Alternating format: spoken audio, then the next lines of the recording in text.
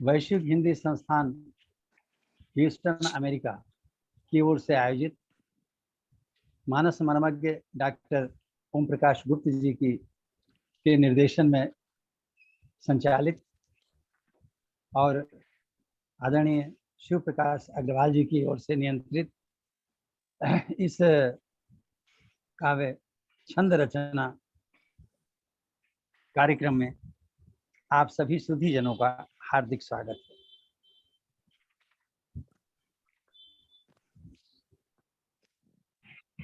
प्रणाम तो लगता गुरुवर। है हाँ, स्वागत है, आशीर्वाद है। आशीर्वाद। नमस्कार गुरु जी। नमस्कार। तो पिछले दिन के कार्यक्रम में हमारा विषय था तुकांत विधान, तो क्षमा करें, मात्रा भार, और समयाभाव के कारण वो चर्चा कुछ अधूरी रह गई थी। तो थोड़ा सा उसका अंश लेंगे और फिर आज का जो विषय है तुकांत विधान उसको लेंगे, और प्रयास ये रहेगा कि समय के भीतर वे सारी बातें हो जाएं जो आवश्यक है हमारे बीच। पद्मावती जी, स्वागत है। आप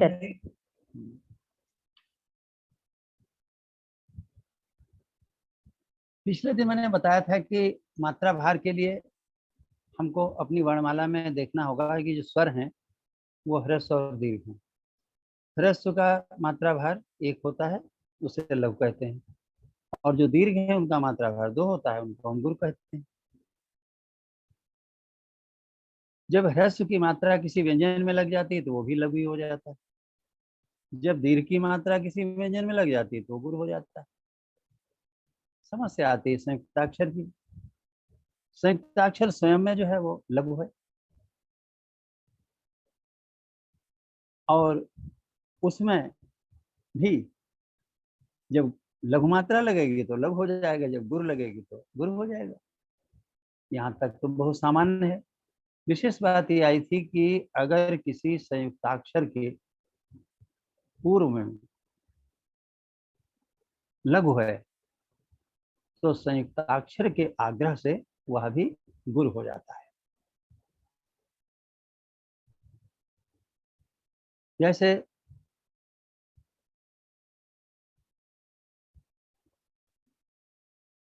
बहुत से शब्द उस दिन लिए थे, बहुत से विवादास्पद शब्द मैंने लिए थे जानबूझ करके कि जिनमें भ्रम की स्थिति रहती है। तो जैसे सत्य है तो स लघु है, त्य लघु है, लेकिन त्य ता और या के मिलके त्या जो बना, त्य के आग्रह से उसका पूर्ववर्ती लघु भी गुरु हो जाएगा और वो सत्य हो जाएगा। इतनी व्याकरण जिसकी समझ में ना आया तो उच्चारण से भी वो निकाल सकता है। शुद्ध उच्चारण करेंगे तो अपने आप बोलने में लगेगा, सत्य सत्य। लेकिन जहां हम बोल और ढंग से रहे हैं वहां गड़बड़ हो जाए। जैसे हम अप्रतिम है, अप्रतिम बोल रहे हैं जबकि वो अप्रतिम अप्रतिम अप्रतिम। प्र के आग्रह से आ जो है वो गुरु हो गया। ये बातें हो चुकी हैं, मैंने दोहरा दी आज। अब यहाँ पर एक बात ये आती है कि कहीं कहीं पर ये नियम भी लागू नहीं होता है। तो जहां सामान्य नियम नहीं लागू होता उसको अपवाद कहते हैं। अपवाद बहुत से हैं, लेकिन समझेंगे तो वो बड़ी जल्दी समझ में आ जाएंगे कि उसके पीछे पारंपरिक उच्चारण होता है और एक अशुद्ध उच्चारण होता है। तो पारंपरिक उच्चारण के आग्रह से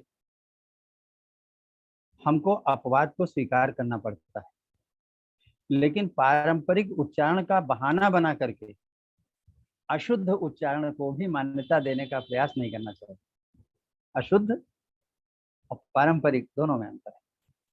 जैसे मैंने उस दिन कहा था कि शाश्वत बोल करके लोग शाश्वत दो एक एक एक ऐसा प्रयोग कर लेते हैं, अशुद्ध है, उसमें कोई क्षमा नहीं है। अब देखिए पारंपरिक क्या है। अभी तो हमने बताया कि संयुक्ताक्षर के आग्रह से पूर्ववर्ती जो लघु है वो गुरु हो जाता है। अब कुछ शब्द देखिए पारंपरिक। कुल्हाड़ी, ला और हा के योग से संयुक्ताक्षर बना और उसके पीछे कु लघु आया, लेकिन संयुक्ताक्षर के आग्रह से कु गुरु नहीं हुआ तो कुल्हाड़ी हो गई। ये पारंपरिक उच्चारण है, हम इसको नकार नहीं सकते, इसको तो हमें स्वीकार करना ही होगा। कन्हैया, कन्हैया सबका बहुत प्यारा है, खासतौर से भारतीयों का। कभी किसी ने कन्हैया नहीं कहा होगा, कन्हैया कहते हैं। तो यहाँ ना और हा के योग से जो संयुक्ताक्षर बना उसके आग्रह से पूर्ववर्ती का गुरु नहीं हुआ। क्यों नहीं हुआ? अशुद्धता के कारण नहीं, पारंपरिक उच्चारण के कारण। तो बहुत से ऐसे पारंपरिक उच्चारण हैं जहां पर हमको परंपरा का आग्रह स्वीकार करना पड़ेगा और इसको अपवाद के रूप में स्वीकार करेंगे। जैसे तुम्हें, तू लघु ही रहा। तुम्हारा, तुम्हारे, तू लघु ही रहा। जिन्हें, जिन्होंने, जी लघु ही रहा। संक्षेप में बताते जा रहे हैं। कुम्हार, कु लघु ही रहा, संयुक्ताक्षर का प्रभाव नहीं पड़ा उसमें। मल्हार, माँ लघु ही रहा। और बता ही चुके हैं आपको कुल्हाड़ी कन्हैया। अगर इस पे थोड़ा सा ध्यान देना चाहे, हालांकि आवश्यकता नहीं है कि जब कहीं अपवाद आते हैं तो उन अपवादों को हम अपने पारंपरिक उच्चारण से ही निर्णय कर लें कि क्या उचित है। लेकिन थोड़ा सा जानना चाहें तो जानकारी के लिए हम बता रहे हैं कि हिंदी वर्णमाला में, इसको समझने के लिए जरा हिंदी वर्णमाला को समझना होगा कि व्यंजन में जो कवर्ग, चवर्ग, टवर्ग आदि हैं, इन वर्गों में पहला अक्षर जो होता है या पहला वर्ण जो होता है उसमें हा मिलाने से दूसरा बनता है और तीसरे वर्ण में हा मिलाने से चौथा बनता है। एक वर्ग में हम उदाहरण देंगे, बाकी में अपने आप देख लीजिएगा। क और हा को मिलाइए तो कहा न कहिएगा, का का मतलब का के नीचे हलंत, वो वाला जो बोल नहीं मिलेगा। हम कह तो देंगे लेकिन ये भी नहीं सही, ये तो तब कहा जब आ लग गया। तो बिना आ के लगे जो का हलंत है उसमें हा का योग कर दीजिए, तो का हा के योग से हो जाएगा खा। और इसीलिए अंग्रेजी में खा की स्पेलिंग होती है के एच, याद रखने के लिए बता रहा हूँ। गा और हा के योग से घा बनता है, इसीलिए अंग्रेजी में घा की स्पेलिंग होती है जी एच। अब आप समझ गए होंगे कि चाहा के योग से छा, जाहा के योग से झा, टाहा के योग से ठा, डाहा के योग से ढा, ताहा के योग से था, दाहा के योग से धा, पाहा के योग से फा, बाहा के योग से भा। बस अब जो बीच बीच में छूट गए हैं वर्ण और जो आगे आने वाले हैं, इनका हा के साथ योग नहीं हुआ।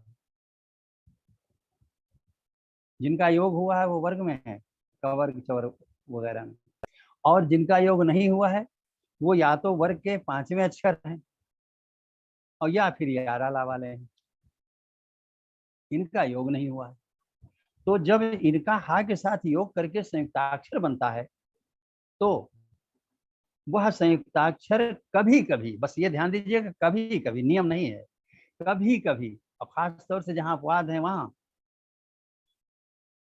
उन वर्णों का हा के साथ योग संयुक्ताक्षर न होकर के एक वर्ण जैसा व्यवहार करने लगता है। वो कहता है भाई हमारे पीछे के जो भाई लोग थे उनका हा से योग करके आपने वर्ण बना दिया, का के ता के योग से था बना दिया, दा के योग से धा बना दिया, और ना कहता है कि हमको पांचवा क्यों छोड़ दिया। जब कभी योग करोगे तो हम भी मौका मिलेगा तो व्यवहार वैसे ही करेंगे जैसा कि पिछले वर्णों में किया। इसीलिए जब कन्हैया में ना और हा का योग हुआ तो ना हा मिल करके बोले कि अब हम संयुक्ताक्षर जैसा व्यवहार नहीं करेंगे, हम वैसे ही करेंगे जैसा ता ने किया है, जैसा दा ने किया है। तो कन्हैया वैसे ही क रहा और का नहीं हुआ, कन्हैया नहीं हुआ, कन्हैया हुआ। अब आप ध्यान दें, सब में हा का योग है। तुम्हारे, जिन्होंने, कन्हैया, कुल्हाड़ी, मल्हार, सब में उन्हीं वर्णों का योग है हा के साथ अपवादों में, जो वर्ण किसी वर्ग का पहला नहीं है, किसी वर्ग का तीसरा, जिनके साथ हा का योग हमारी वर्णमाला में किया नहीं गया परंपरा। ये थोड़ी सी बारीक बात है, लेकिन समझ में आ जाएगी, इतनी कठिन नहीं। अब आप कहें ये तो नियम बता दिया आपने ना, नियम नहीं है। यदि होगा तो प्रायः ऐसा होगा, समझने के लिए नियम नहीं बना सकते, क्योंकि अगर नियम बनाएंगे तो हम इनका उत्तर क्या देंगे। कुल्हड़, कुल्हड़ में लाहा का योग है, और कु को फिर नहीं आगे बढ़ना चाहिए, उसको लम्बी रहना चाहिए, लेकिन हो गया कुल्हड़। नन्हा,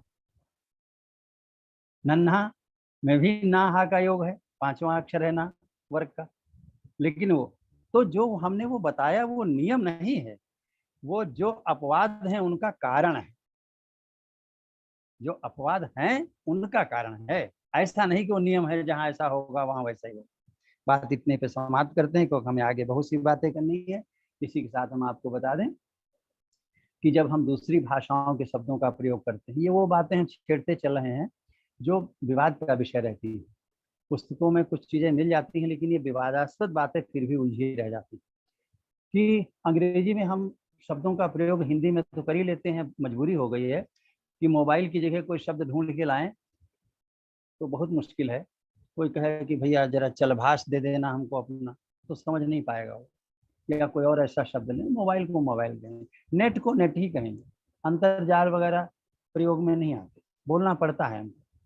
खैर, तो जब भी इनको बोलेंगे तो विदेशी भाषा के शब्दों का जब प्रयोग करेंगे तो उनका जैसा उच्चारण है वैसा ही मात्रा भार लेंगे, उसमें कोई दुराग्रह नहीं करेंगे।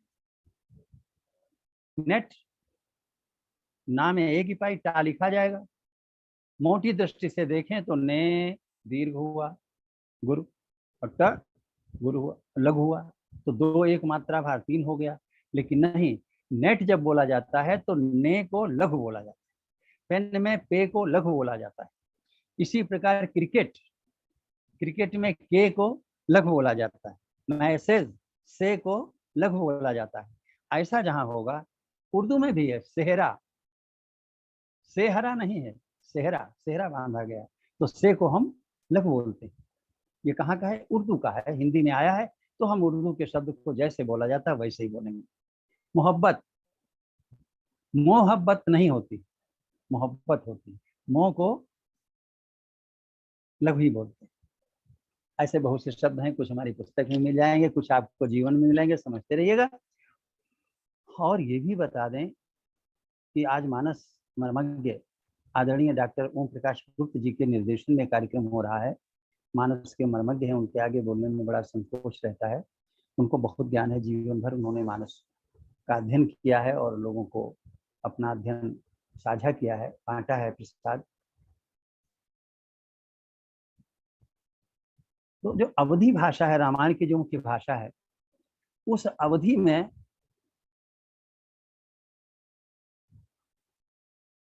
कुछ परंपराएं हैं, या कहा जाए उस भाषा की कुछ अपनी प्रकृति है, और उस प्रकृति में बहुत से गुरु को लघु कर दिया जाता है। वो हमारी भाषा की प्रकृति, वो सच पूछिए तो मात्रा पतन होते हुए भी मात्रा पतन नहीं है, मात्रा को गिराया नहीं गया, बल्कि वो प्रकृति है भाषा की। जैसे अभी आप लोग कल कल शायद पढ़ रहे थे सोठा, नील सरोरुह श्याम तरुण अरुण वारिज नयन करऊ सो मम धाम सदा क्षीर सागर शयन, करऊ सो मम धाम। अब सो, सा में ओ की पाई है, ये गुरु है, लेकिन अवधि की प्रकृति है कि वो ऐसे बहुत से गुरु को लघु कर देती है, वो भाषा की प्रकृति। करऊ सो मम धाम, तो यहाँ पर सो को हमें लघु पढ़ना पड़ेगा। जहां हमने विदेशी भाषाओं की बात की, वहां अवधि की बात करना आवश्यक। मात्रा पतन एक अलग चीज है, जहां पर कवि मजबूरी में, विवशता में गुर को लघु करके पढ़ता है और पढ़ने के लिए विवश करता है पाठ। अवधि में ऐसा होता है, मात्रा को भाषा के आग्रह से, भाषा की प्रकृति के आग्रह से, वो कोई विवशता नहीं है, कोई दुर्बलता नहीं है। जबकि मात्रा पतन सामान्य रूप से दुर्बलता है। अगर खड़ी बोली में कोई मात्रा पतन करता है तो उसकी दुर्बलता है। लेकिन हाँ, एक बात ये भी समझ लीजिए कि ऐसा नहीं कि खड़ी बोली में मात्रा पतन हो तो दुर्बलता, और अवधि में हो तो दुर्बलता नहीं। नहीं, अवधि में भी मात्रा पतन होता है, दुर्बलता होती है। अब वो दुर्बलता बड़े से बड़े महाकवि की भी हो सकती है। मात्रा पतन जब होगा वो दुर्बलता होगी। एक तुलसीदास का ही मैं उदाहरण देना चाहूंगा। महाकवि हैं, महाकवियों की बात करते हैं, और हम सब तो उन्हीं के अनुयायी हैं, ऐसे चलते रहते हैं, अपना थोड़ा बहुत लिखते रहते हैं। सूर सूर तुलसी शशि उडगन केशवदास। केशवदास को उडगन जब कह दिया तो बाद वाले लोग क्या हैं, अब के कवि खद्योत सम जहाँ तहाँ करत प्रकाश। बीच में एक चीज पूछ लें कि हमको आदरणीय पद्मावती जी का ही चेहरा दिख रहा है, क्या मेरा चेहरा आप लोगों को दिख रहा है, या कुछ विशेष कारण है इसका? जी दिख रहे हैं सर, आप दिख रहे हैं सर आप। हाँ अच्छा, हम देख पा रहे हैं सर, देख पा रहे हैं। हमें केवल पद्मावती जी का चेहरा दिखता है स्क्रीन पे, क्या कारण है मैं नहीं जान सकता हूँ। अच्छा अच्छा, दिख रहे हैं सर, नमस्कार डॉक्टर साहब, हमको भी दिख नमस्कार। रहे हैं। नमस्कार। चलिए, बीच में थोड़ा क्षेपक हो गया ये। हाँ, श्याम दुबे जी, डॉक्टर कैलाशनाथ मिश्र जी, मनीष कुमार मिश्र जी, सभी का स्वागत है। आते हैं अपने बिंदु पे। सुनि सुंदर बैन सुधारस साने, सयानी है जानी जानी भली। ये कवितावली का है। और तिरछे करी नैन दे सैन तिन्ह, समुझाए कछु मुस्काई चली। ये सवैया छंद लिखा है। सवैया बहुत प्रकार के होते हैं, और ये दुर्मिल सवैया है जो तुलसीदास ने लिखा। उसकी पंक्तियां केवल मैंने सुनाई हैं, पूरा सवैया नहीं। अब इसमें ध्यान से देखिएगा, जो हमारा उद्देश्य है कि भाषागत आग्रह कहाँ है और कवि की दुर्बलता से मात्रा पतन कहाँ है। अगर दुर्बलता न कहें तो ये कह सकते हैं कवि ने छूट ली है, एक छूट ली है। सुनि सुंदर बैन सुधारस साने, साने में ने का उच्चारण लघु हो गया। साने को साने कहना ये अवधि की प्रकृति कह सकते हैं। इस बीच में आपको उदाहरण दे दें, एक मुहावरा है, महातीन की टेढ़िया। देखिए, अवधि ऐसे बोली जाती है। अब महातीन की टेढ़िया, महातीन की टेढ़िया नहीं, महातीन की टेढ़िया, की को की, ये अवधि का उच्चारण है। लड़कवा से कहा गाय गोबर ले आवे, ये अवधि है। लड़कवा से कहो, से की जगह से कहो गाय का गोबर ले आवे, गाय का गोबर नहीं, गाय का गोबर ले आवे, तने आंगन लीप दे, ये अवधि है। कुछ भोजपुरी का इसमें पुट भी है। तो वैसे ही सुनि सुंदर वैन सुधार साने, सयानी है, सयानी में नी का उच्चारण लघु कर दिया, है का उच्चारण लघु कर दिया। ये सारे मात्रा पतन अवधि की प्रकृति में आते हैं या माने जा सकते हैं। हम तुलसीदास का सम्मान करते हुए मान सकते हैं कि ये अवधि भाषा का आग्रह। सयानी है, आगे सुनि सुंदर बैन सुधार साने, सयानी है जानकी जानी भली। अब जानकी को जानकी करने का अधिकार किसी को नहीं, ना अवधि को है न ब्रजभाषा को। जानकी को अगर जानकी कर दिया तो ये निश्चित रूप से मात्रा पतन है, चाहे वो तुलसीदास करें, चाहे आप करें, चाहे हम करें, कोई। ये मात्रा पतन है जो कवि ने किया है, मात्रा को गिराया है। नरोत्तम दास का एक देखिए, सुदामा चरित में वो कहते हैं, सुदामा जी अपनी पत्नी से कहते हैं, क्या था उनके, द्वारिका था नाम, अच्छा, कृष्ण जी की पुरी का नाम। तो वो कहते हैं द्वारिकापुरी का नाम है, नामवाचक संज्ञा है। और नरोत्तम दास ने सवैया में अपने लिखा है, द्वारिका जाहुजु द्वारिका जाहुजु, आठहु जाम यहाई रट यहाई झक तोरे। द्वारिका जाहुजु, द्वारिका की जगह द्वारिक। यहाँ सवैया का आग्रह है, गुरु लघु लघु, द्वारिक जाहु जू, जू की जगह जू। अब जू की जगह जू जो है ये अवधि का आग्रह है, अवधि में ऐसा बोला जाता है, लेकिन द्वारिका को द्वारिक नहीं बोला जाता। यहाँ पर कवि ने मात्रा पतन किया है। द्वारिका जाहुजू आठहु जाम यहाई झक तोरे। यहाँ पर आप देखें तो कवि ने मात्रा पतन किया है। तो हम भाषागत उच्चारण को तो स्वीकार करेंगे, लेकिन इसके बाद भी अगर कहीं गुरु को लघु करने का आग्रह है तो उसको मात्रा पतन के रूप में ही देखेंगे। मात्रा माने मात्रा, पतन माने गिरावट, मात्रा में गिरावट, मात्रा पतन। और बड़े बड़े कवि चूंकि मात्रा पतन करते हैं, महाकवियों ने किया है, बड़े बड़े गीत हैं, काव्यों में, प्रार्थनाओं में, कीर्तनों में, भजनों में, और फिल्मी गानों को तो छोड़ दीजिए, वहां तो कोई बंधन नहीं है। लोगों ने, महान कवियों ने मात्रा पतन किया है, तो हम उसको एक उनके प्रयोग करने के कारण उसको कविता का गुण नहीं मानेंगे, लेकिन पचाएंगे तो उसे पचनीय तो मानना ही पड़ेगा। मात्रा पतन पचनीय हो जाता है और उसको एक कवि की छूट के रूप में ही लिया जाएगा, कविता के गुण के रूप में नहीं लिया जाएगा। फिर भी वो छूट कहाँ तक ली जाती है, इसको समझने के लिए थोड़े संकेत हम दे रहे हैं कि जैसे एक वर्णीय शब्द, जहां पर एक ही वर्ण हो शब्द में, वहां पर मात्रा पतन बहुत कम खटकता है, अवरोध कम डालता है। खटकना माने अवरोध डालना, कम खटकता है।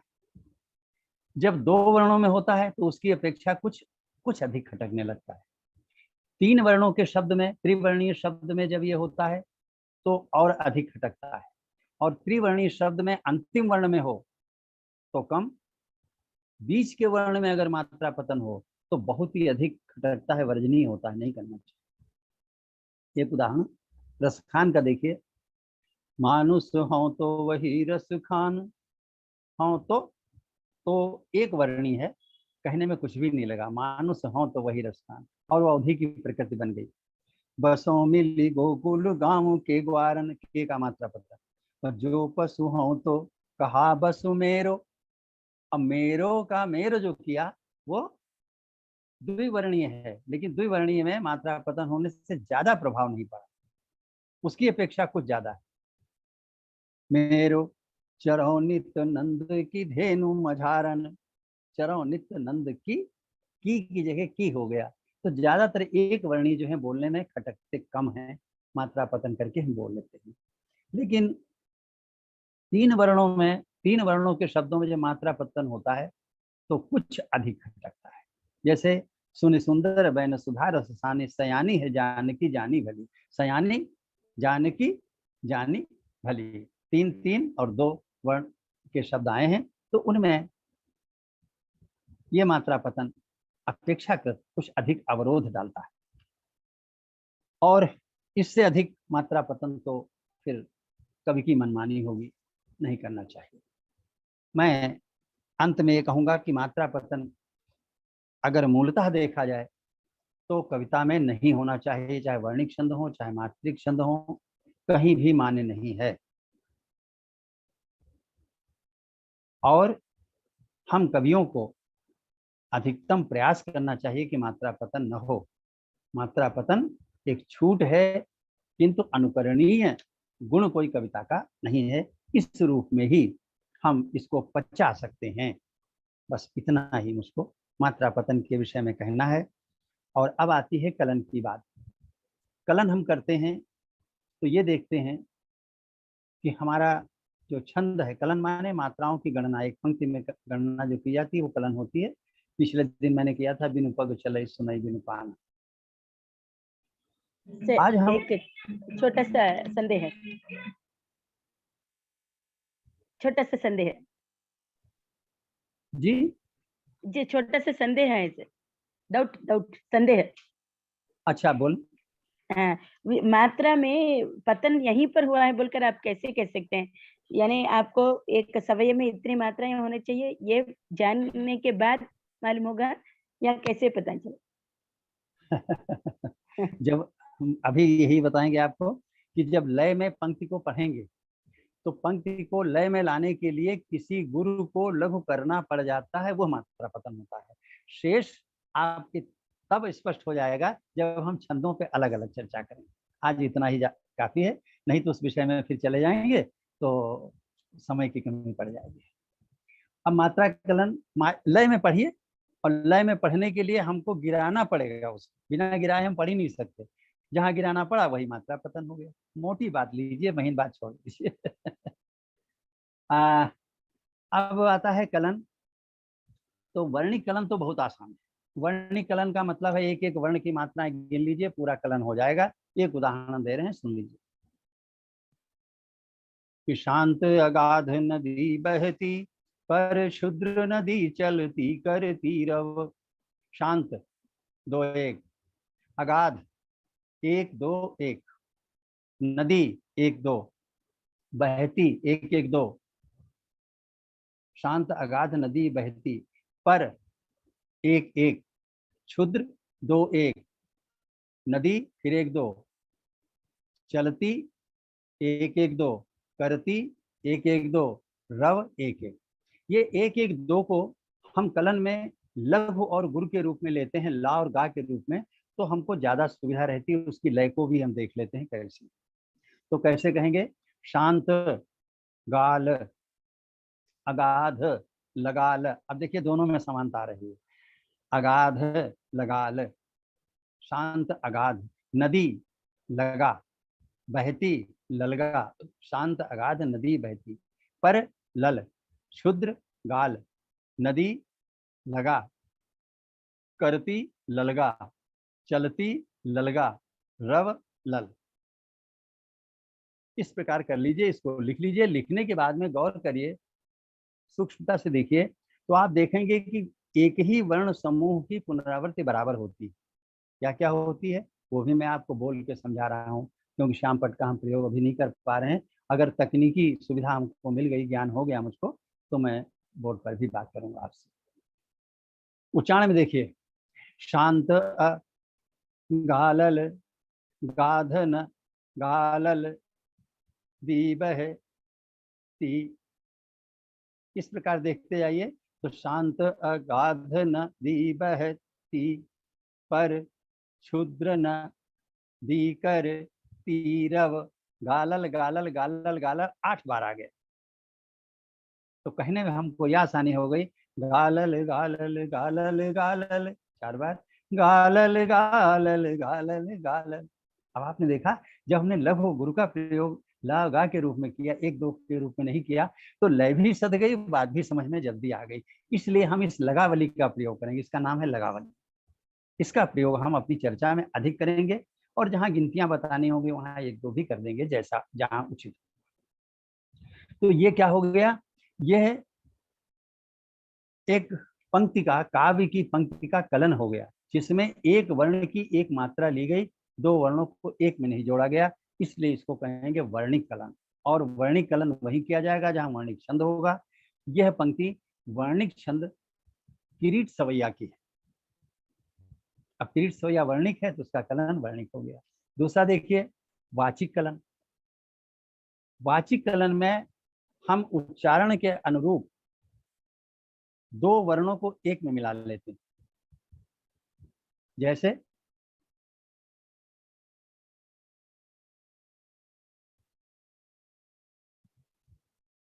विमल, ये कमल ले लीजिए, कमल। कमल का जब आप उच्चारण करेंगे तो का और मल के बीच में एक नन्हा सा विराम होगा, बहुत नन्हा सा। कमल। और अगर वो विराम माँ के बाद देना चाहें, कम को एक साथ पढ़ें और ला को एक साथ पढ़ें तो उच्चारण नहीं कर पाएंगे। कमल का उच्चारण कभी कमल नहीं होगा, कमल का उच्चारण सदैव कमल होगा, कमल। ये सूक्ष्म बात है। तीन वर्ण, तीन लघु वर्णों के जितने भी शब्द हैं उनका जब भी उच्चारण आप करेंगे तो पहला वर्ण अलग होगा, शेष दो वर्ण एक में मिल जाएंगे। कमल, सुघर, पवन, वसन, इन सब में आप देख रहे हैं कि पहला वर्ण अलग हो गया और दूसरा और तीसरा वर्ण एक में मिल गया। दूसरा और तीसरा वर्ण जब एक में मिल गया तो वो गुर हो गया। जब दो लघु को मिला के एक गुर बना लेंगे तो इसको कहेंगे वाचिक भार। तो कमल का वाचिक भार क्या होगा? एक दो। वर्णिक भार क्या होगा? एक एक एक। अगर उसको हम लगावली में कहें तो कमल का भार होगा ल ल ल ललल। और जब उसका हम वाचिक भार लेंगे तो वो हो जाएगा लगा कमल। ऐसे ही बहुत से शब्द हैं, बाकी आपको पुस्तकों मिल जाएंगे। मैं अपनी पुस्तक की बार बार चर्चा नहीं करूंगा, नहीं तो अन्यथा आप ले लेंगे, पुस्तकों में सब मिलता रहेगा। अब आप वाचिक कलन के लिए एक पंक्ति ले लीजिए। हे प्रभो आनंद दाता ज्ञान हमको दीजिए। ये मातृ छंद है, प्रार्थना की एक पंक्ति ले रहे हैं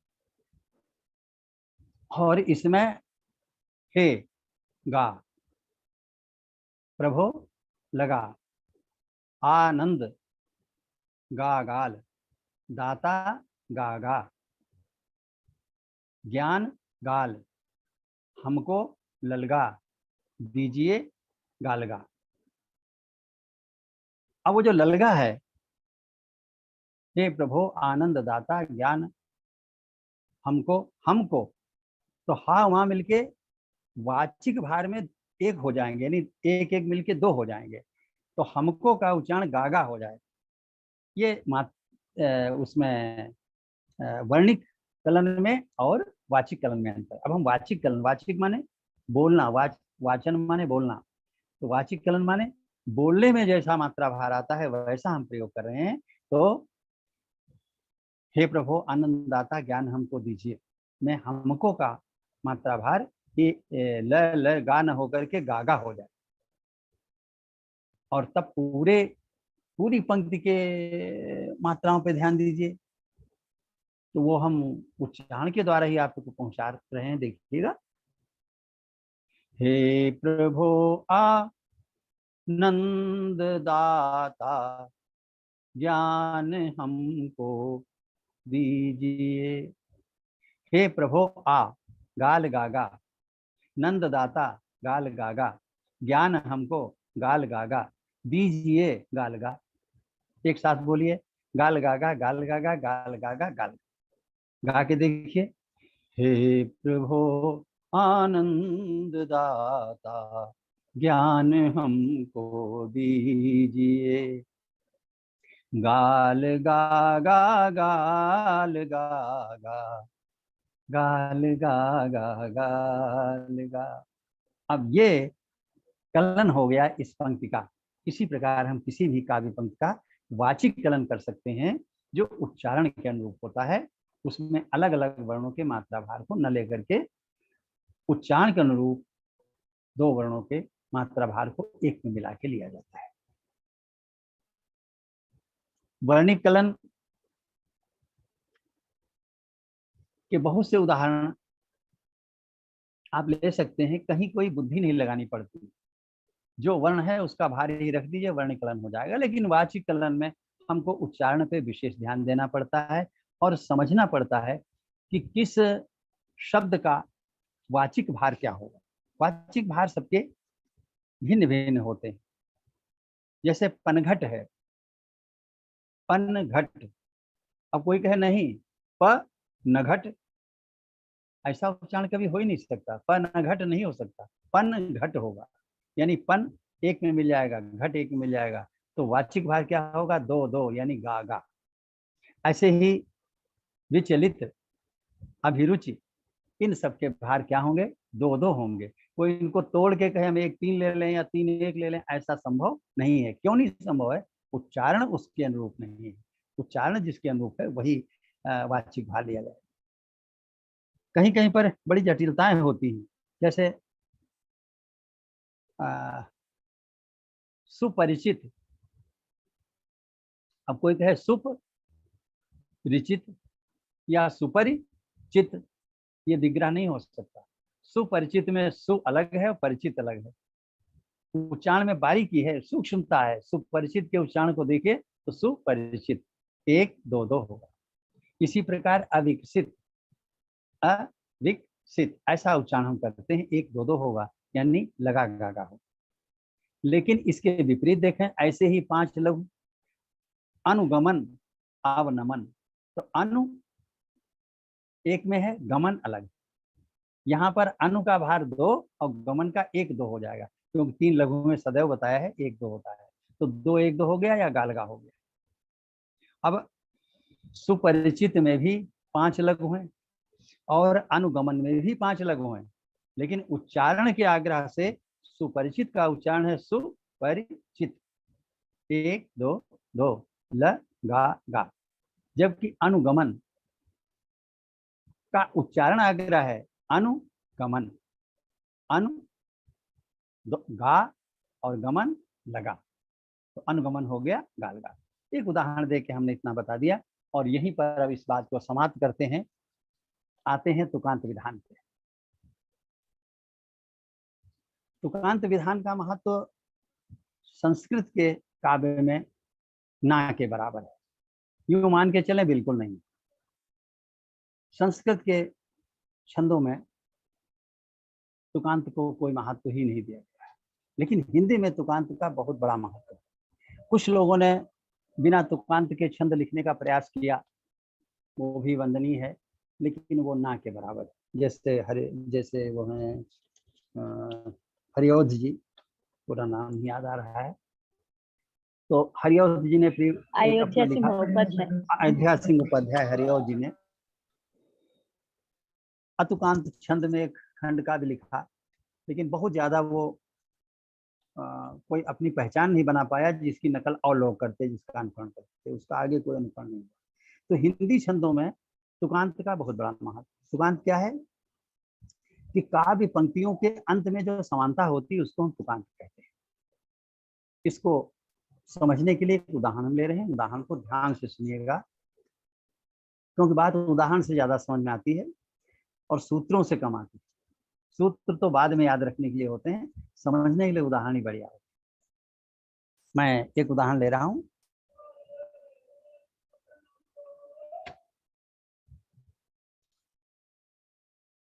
रोटियां चाहिए। मैं जब पढ़ूंगा तो पंक्ति के आखिरी भाग को ध्यान से सुनिएगा, और चाहे ध्यान से सुने या न सुने। रोटियां चाहिए कुछ घरों के लिए, रोजियां चाहिए कुछ करों के लिए, काम है और भी जिंदगी में बहुत, मत बहा और फिर पत्थरों के लिए। ये 4 पंक्तियां हैं, इनसे मुक्तक बनता है। इसकी पहली, दूसरी और चौथी पंक्ति में आया है घरों के लिए, करों के लिए और पत्थरों के लिए। तीसरी पंक्ति में आया है काम है और भी जिंदगी में बहुत। कोई तालमेल ही नहीं है, कोई समानता ही नहीं है। तो मुक्तक में पहली, दूसरी और चौथी पंक्ति का अंतिम भाग समान होता है, तुकांत होता है, और तीसरी पंक्ति में तुकांत नहीं होता है। तो हम पहली, दूसरी और तीसरी पंक्ति का जो तुकांत है उसको ध्यान से देखेंगे। घरों के लिए, करों के लिए और फिर पत्थरों के लिए में से हम उतना अंश ले लें जो ऊपर से मेल खाता है, यानी थरों के लिए, घरों के लिए, करों के लिए और थरों के लिए। इसमें हमको समानता दिखाई दे रही है। इस समानता को भी और गहराई से देखेंगे तो आप पाएंगे कि प्रत्येक के प्रारंभ में एक व्यंजन है। उस व्यंजन को अलग कर दें तो देखें शेष भाग क्या बचता है। घरों के लिए घ घ हलंत वाला, घ अरों के लिए, क अरों के लिए, ख अरों के लिए। घ अरों से घरों बना, क अरों से करों बना, थ अरों से थरों बना। तो तीनों पंक्तियों में हम क्या देखते हैं कि व्यंजन प्रारंभ में आ रहे हैं। घरों के लिए में घा आ रहा है, करों के लिए में का आ रहा है, थरों के लिए में था आ रहा है। तीन व्यंजन अलग अलग आ रहे हैं और इन व्यंजनों के बाद जो आ रहा है वह अंश एक ही है। क्या अंश है? अरों के लिए। अरों के लिए परिवर्तित नहीं हो रहा है, वो ज्यों का त्यों तीनों पंक्तियों में बार बार आ रहा है। जो ये अंश एक जैसा बार बार आता है यानी परिवर्तित नहीं होता है, जो परिवर्तित नहीं होता उसको अचर कहते हैं। तो ये अचर हो गया, अरों के लिए अचर हो गया। और उसके पहले जो घ क और थ आए हैं वो बदल रहे हैं, परिवर्तित हो रहे हैं। जो परिवर्तित होता है उसको चर कहते हैं। तो व्यंजन के रूप में जो पहले आ रहे हैं बराबर बदल रहे हैं उनको हम कहेंगे चर, और बाद का अंश जो है अरों के लिए उसको कहेंगे अचर। चर और अचर को मिला करके शुद्ध तुकांत बनता है। घ क और थ ये चर हो गए और इनके बाद एक ही अंश जुड़ता गया, अरों के लिए अरों के लिए अरों के लिए, तो ये तुकांत बन गया। और तुकांत में जो अरों के लिए है वास्तव में इसी को तुकांत कहते हैं। ये चर और अचर का एक सिद्धांत है, ये विशेष रूप से हमने ही इसको मान्यता दी है और इसको सुविधाजनक पाया है लोगों को समझाने के लिए। अन्यथा जो अरों के लिए है इसमें भी दो अंश हैं। एक है अरों, अरों शब्द नहीं है, शब्दांश है। शब्दांश का प्रारंभ स्वर से होता है।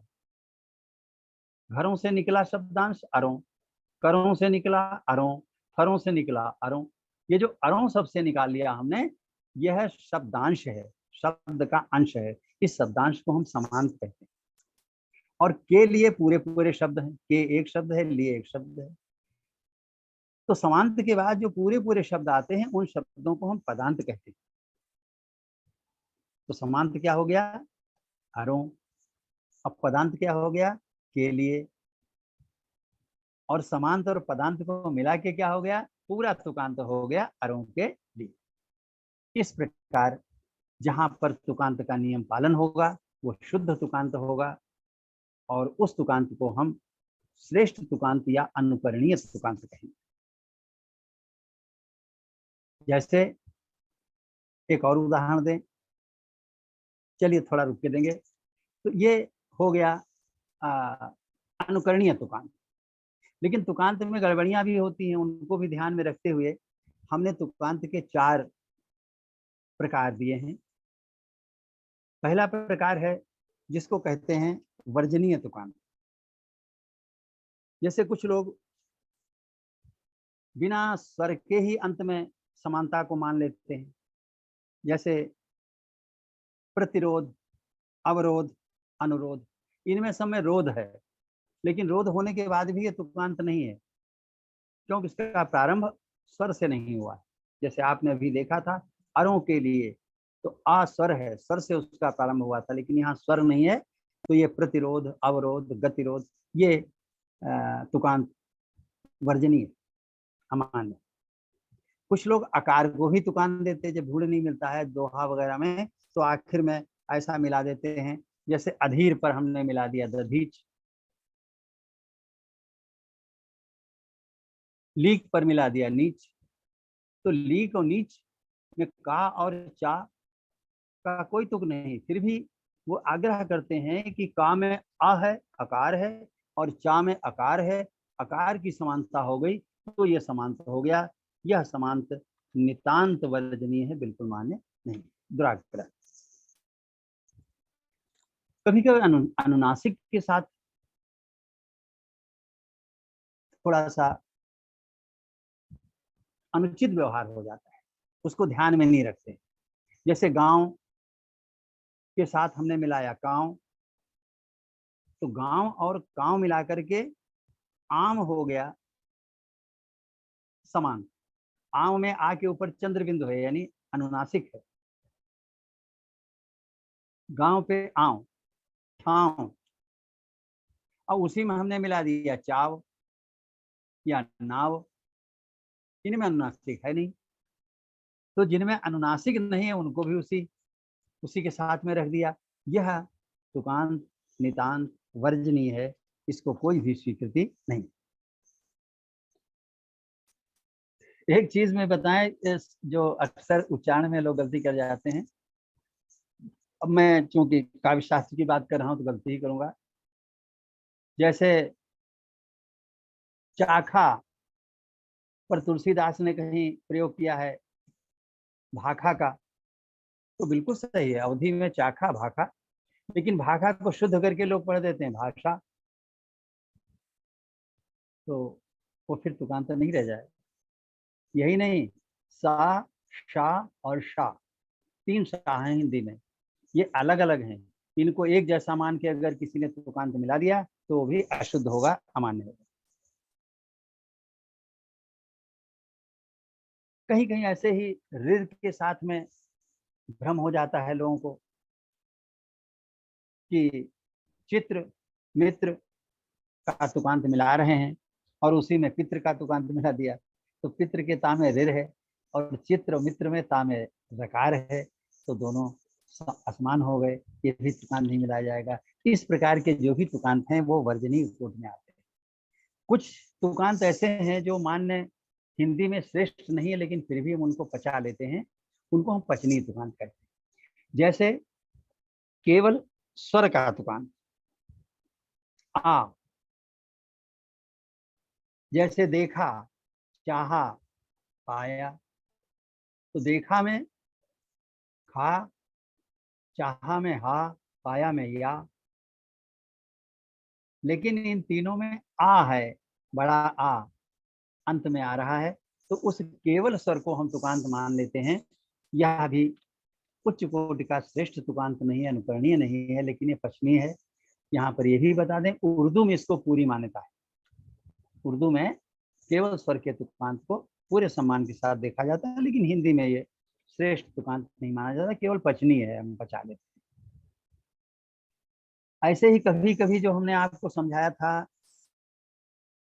कि चर बराबर बदलना चाहिए, अचर कभी भी बदलना नहीं चाहिए।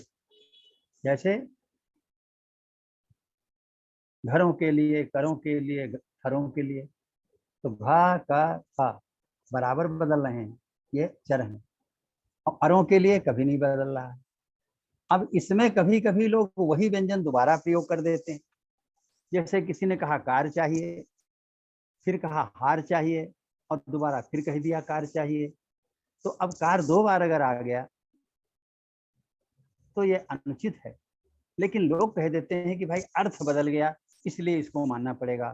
तो और वो कहने वाले भी श्रेष्ठ कवि हैं, महाकवि हैं, सम्मानित कवि हैं, तो हम इसको पचनीय कोटि में रख देते हैं, लेकिन अनुकरणीय यह भी नहीं।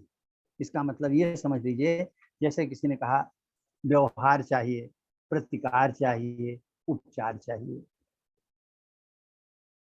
तो व्यवहार, प्रतिकार, उपचार, यहाँ तो कोई समस्या नहीं।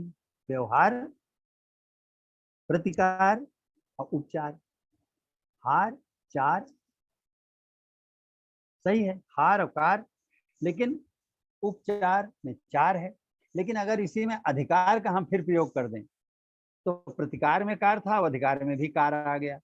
अर्थ की भिन्नता से लोग इसको स्वीकार करते हैं, लेकिन वो स्वीकृति बस ऐसी है कि पचाई जा सकती है, लेकिन अनुकरण करना उसका उचित नहीं। अनुकरणीय तुकांत क्या है? जिसकी हमने समुचित व्याख्या की अभी, वही अनुकरणीय तुकांत है, जिसमें चर बराबर बदलता हो और अचर स्थिर रहता हो, उसको हम अनुकरणीय तुकांत कहते हैं। आपने अभी देखा घरों के लिए, करों के लिए और थरों के लिए, पत्थरों का हमने थरों निकाल लिया अलग समझाने के लिए। एक और उदाहरण दे रहे हैं आपको, थोड़ा मन बदल जाएगा, सुनिएगा। कि आप आए विहग चहचहाने लगे, झूम सारे विटप लहलहाने लगे, डूब आनंद में ओम नीरव हुआ, खिल गए उर कमल महमहाने लगे। अब इसके अंत में क्या है? चहचहाने लगे, लहलहाने लगे, महमहाने लगे, तो हर एक में आ रहा है आहाने लगे। आहाने लगे सभी में उभयनिष्ठ है, अपरिवर्तित है। ये क्या है? अचर है। और उससे पहले जो व्यंजन आ रहा है वो सब में अलग अलग है। चहाने लगे, लहाने लगे, महाने लगे, चाहा मा क्या आया है।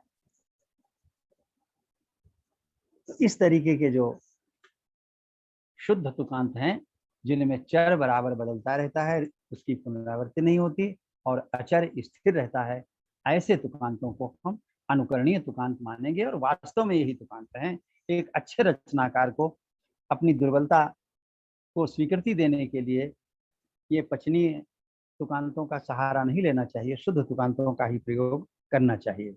लेकिन अगर बहुत ही श्रेष्ठ कवियों ने, महान कवियों ने ऐसे प्रयोग किए हैं तो उसको सम्मान देना भी हमारा कर्तव्य बन जाता है।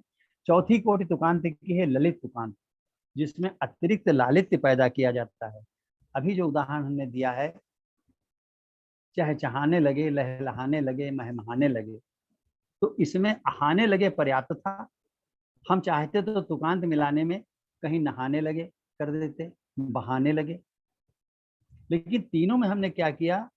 चहचहाने लगे, लहलहाने लगे, महमहाने लगे, यानी जो तुकांत है उसके अतिरिक्त भी हमने उसके भीतर एक सौंदर्य पैदा कर दिया। तुकांत के पीछे भी एक हमने समानता पैदा कर दी, तो वो अतिरिक्त समानता जो है लालित्य उत्पन्न करती है। ऐसे तुकांतों को हम ललित तुकांत कहते हैं। और ललित तुकांत का एक और है प्रयोग, जैसे कि अंत में तो तुकांत मिलाते ही हैं, लेकिन उसके पहले भी पंक्ति में अनिवार्य नहीं है, फिर भी तुकांत को मिलाते चलते हैं। जैसे एक उदाहरण है, सुनिएगा। कि पात्र कुपात्र जहां धृतराष्ट्र स्वराष्ट्र को मात्र फिर हथियाए। अब देखिएगा कि नीति अनीति प्रतीति नहीं, पद प्रीति की भीति में भीति गंवाए। हथियाए के बाद गंवाए मिलाना पर्याप्त है, अनिवार्यता इतनी है। लेकिन उस पंक्ति में देखिए कितने और समांत मिलाए गए हैं। नीति अनीति प्रतीति नहीं, पद प्रीति की भीति में भीति गंवाए। ईति ईति ईति, इनको हम कहते हैं आंतरिक तुकांत। ऐसा आंतरिक तुकांत मिला देने से कविता में अतिरिक्त सौंदर्य आ जाता है, जो तुकांत के लिए अनिवार्य बिल्कुल नहीं है, लेकिन ऐसा करने से बहुत सौंदर्य आ जाता है। और कवि, अच्छे कवि इसका खूब अपनी रचना में प्रयोग करते हैं, और ऐसे तुकांत को ललित तुकांत है। अब इसी की और पंक्ति देखें कि ताज के काज समाज पे गाज, गिरे बिनु नैन बचे न बचाए। ताज के काज समाज, आज आज 3 बार आ गया। और ताज के काज समाज पे गाज, गिरे बिनु नैन बचे न बचाए। नैन और बचैन, बचे न, ये भी एक सौंदर्य है। और अंतिम पंक्ति देखें कि भीतर बाहर आंधर आंधर ताघर, मूर्ख राह दिखाए। कि भीतर बाहर, अर देखिए कितना आ रहा है, भीतर बाहर आंधर आंधर, ये समानता है और सौंदर्य पैदा कर रही है। तो ऐसे सौंदर्य जब पैदा किए जाते हैं तो ललित तुकांत होता है। ये 4 प्रकार के तुकांत मैंने बताए। वर्जनीय बिल्कुल मत प्रयोग करिए, पचनीय दूसरे ने किया है बड़े कवियों ने, तो उनसे उनका विरोध मत करिए, उसे पचा लीजिए। अनुकरणीय, अपनी रचना में अनुकरणीय तुकांतों का ही प्रयोग करिए। ललित, ललित तुकांत कविता में अधिकाधिक सौंदर्य पैदा करने के लिए ऐसे तुकांतों का, यानी तुकांत में लालित्य उत्पन्न करने का भी प्रयास कीजिए। ऐसा मेरा आग्रह है, जिसे मैंने इस वर्गीकरण में रखा है। और अंत में यही कहूँगा कि तुकांत कोई समस्या नहीं है, कविता की रचना में कोई बाधा नहीं है, बल्कि एक तरीके की ये एक साधक युक्ति है। साधक कैसे है कि तुकांत जब मिला देते हैं तो कविता याद रहती है, पढ़ने वाले को, खुद को भी याद रहती है कि अरे भाई इस तुकांत पे अगली पंक्ति कौन सी याद आ जाएगी एक बार। दूसरी बात, तुकांत मिला के जब पढ़ो तो आनंद भी बहुत आता है। तीसरी बात, तुकांत मिलाने के उद्देश्य से कभी कभी कभी ऐसी कल्पनाएं कर जाता है जो वो वैसे कर ही नहीं सकता था। नए नए बिंब, नए नए उपमा, नई नई युक्तियां ढूंढता है तुकांत को मिलाने के लिए। तो कविता में कभी कभी ऐसी कल्पनाएं, ऐसे ऐसे बिंब उभर के आ जाते हैं जो केवल तुकांत के कारण आए हैं। अगर तुकांत का आग्रह न होता तो वो चीजें उस कविता में आने नहीं पाती। इस प्रकार तुकांत पाठक के लिए और रचनाकार दोनों के लिए साधक है, उसे कभी भी बाधक न समझे। बस ये है कि उसको समझ करके और जो उसकी मर्यादा है, जो उसका आग्रह है, उसके अंतर्गत ही अपने सृजन को आगे बढ़ाएं। इस प्रकार ये कार्य चलता रहेगा। 1 मिनट में और लेता हूँ, फिर आपकी बात सुनूंगा। आपके जो भी प्रश्न हैं उत्तर में देने का प्रयास करूंगा यहाँ पर, और इसके बाद भी आप जब चाहें हमें आप फोन पे भी संपर्क कर सकते हैं, मैसेज भी कर सकते हैं। जो मुझे ज्ञान है, माँ का प्रसाद जो मेरे पास है, मैं बराबर बात करता रहूँगा। और नहीं ज्ञात होगा तो मैं दूसरों से जानकारी प्राप्त करूंगा, आपसे कुछ मिलेगा तो उसे मैं स्वीकार करूंगा। अंत में तुकांत मिलाने की कला मैं जरूर बताना चाहता हूँ। वो थोड़ी हास्यास्पद लगेगी कहीं कहीं कि क्या बता रहे हैं, लेकिन साधना में बड़ी उपयोगी होती है। जब तुकांत कठिन होता है तो ये जो युक्ति है बहुत काम आती है। जैसे आपने कहीं तुकांत मिलाया कि खाइए और जाइए, पंक्ति के अंत में आया खाइए और जाइए। अब आपका तुकांत हो गया आइए, तो अन्य तुकांत कैसे ढूंढेंगे, यानी वो शब्द कैसे ढूंढेंगे जिनमें ये तुकांत हो। उन शब्दों को कहते हैं समांतक शब्द, या केवल समांतक भी कह सकते हैं। तो और समांतक कैसे ढूंढेंगे? आइए समांत के समांतक ढूंढने के लिए का से शुरू करिए। खाइए, खाइए, गाइए, घाइए, चाहिए, छाइए, जाइए, ऐसे बोलते चले जाइए। बोलिए नहीं, मन में सोचिए। और इन शब्दों में जो सार्थक शब्द हैं उनको निकाल लीजिए। जैसे खाइए कोई अर्थ ही नहीं, हटा दिया। खाइए सार्थक है, गाइए सार्थक है, घाइए निकाल दिया, चाहिए निकाल दिया, छाइए है तो, जाइए भी है, और झाइए शब्द है नहीं, हटा दीजिए। टाइए नहीं है, हटा दिया। जो शब्द निरर्थक है उनको हटा दिए, जो सार्थक शब्द हैं वो ले लिए। इस प्रकार एक सार्थक शब्दों की सूची बन जाएगी और ये समांतक आप अपनी कविता में प्रयोग कर सकते हैं। ये तो बहुत साधारण मैंने उदाहरण लिया, कठिन उदाहरण भी ऐसे ले सकते हैं। जैसे साध्य और बाध्य लिया, तो साध्य और बाध्य के बाद में अब कितने समांतक शब्द मिलेंगे? इसके लिए काध्य, खाद्य, गाध्य करके अंत तक चले जाइए कहते हुए जो सार्थक शब्द मिले उनको चुन लीजिए और देखिए कि आध्य में कितने तुकांतक शब्द यानी समांतक शब्द आपको प्राप्त होते हैं। फिर ये देखिए कि आपकी रचना के हिसाब से उसके अनुसार कितने शब्द चाहिए। जैसे मुक्तक में 3 चाहिए, मात्रिक छंदों में 2-2 पंक्तियों का तुकांत होता है, केवल 2 चाहिए होते हैं।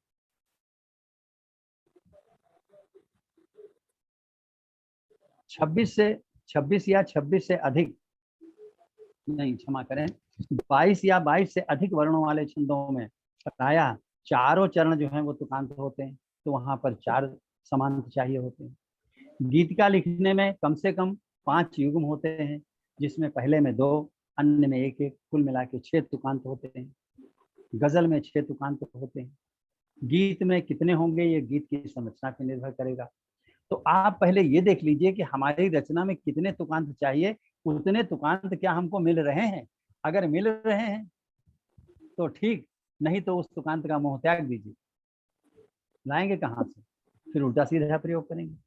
तो इस प्रकार से तुकांतों की खोज की जा सकती है और अपनी रचना के अनुरूप देखा जा सकता है कि तुकांत उतने उपलब्ध हैं या नहीं हैं। अगर उपलब्ध हैं तभी रचना कीजिए।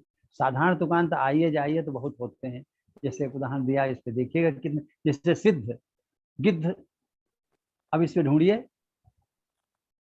तो एक हो सकता है विद्ध मिल जाए, विद्ध माने बिंधा हुआ, घायल।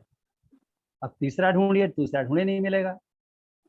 तो गिद्ध, सिद्ध, विद्ध, इन पर आप 3 तुकांत वाली रचना कर सकते हैं, 2 वाली कर सकते हैं, लेकिन इससे अधिक तुकांत वाली रचना नहीं कर सकते, यानी मुक्तक आप लिख सकते हैं बस। या मातृक छंद में 2 पंक्तियों में अगर तुकांत का प्रयोग करना है तो इद्ध का प्रयोग कर सकते हैं। इस प्रकार से अपने तुकांतों की वैज्ञानिक ढंग से भी आप खोज कर सकते हैं। और मुझे विश्वास है कि मात्रा ज्ञान और तुकांत का प्रयोग करते हुए छंद रचना जब आगे बढ़ेगी तो बहुत ही सुविधा छंदों को समझने रहेगी और छंदों की रचना में एक नया निखार आएगा। इन शब्दों के साथ आज की बात मैं समाप्त करता हूँ। यदि कोई प्रश्न है तो पूछिएगा, और केवल विषय से ही संबंधित प्रश्न पूछिएगा, ये मेरा अनुरोध है। आपके प्रश्नों का स्वागत है।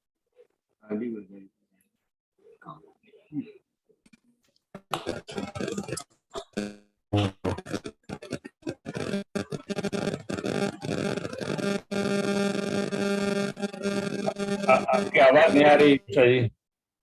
मिश्रा जी आपकी आवाज नहीं आ रही।